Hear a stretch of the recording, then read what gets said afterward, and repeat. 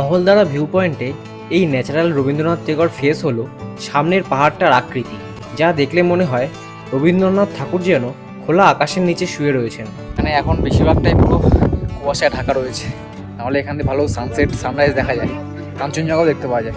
এখন কিচ্ছু দেখা যাচ্ছে না, পুরো কুয়াশায় ঢাকা পেছনে।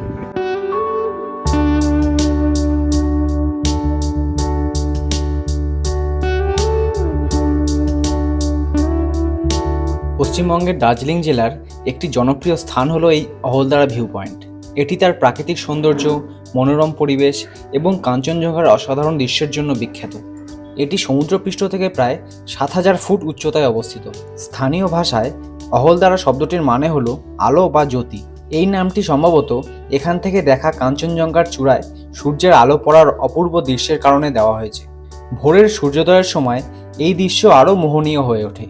চারপাশে সবুজ চা বাগান, পাইন গাছ এবং মেঘের আচ্ছাদন প্রকৃতিপ্রেমীদের জন্য এক স্বর্গীয় অভিজ্ঞতা তৈরি করে। আরও একদম এক্সট্রিম পয়েন্টের দিকে এগিয়ে চলেছি, দেখি কি দেখা যায় ওখানে গিয়ে।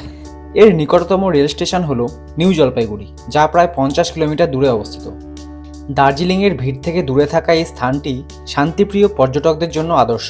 প্রাকৃতিক সৌন্দর্য এবং কাঞ্চনজঙ্ঘার দৃশ্য ফটোগ্রাফি ও ভিডিওগ্রাফির জন্য উপযুক্ত। অহলদারা ভিউ পয়েন্টে যাওয়া মানে প্রকৃতির কোলে এক অনন্য মুহূর্ত কাটানো। শান্ত দূষণমুক্ত পরিবেশ থেকে যদি দূরে আসতে চাও, তাহলে এর থেকে ভালো জায়গা কিন্তু আর হয় না।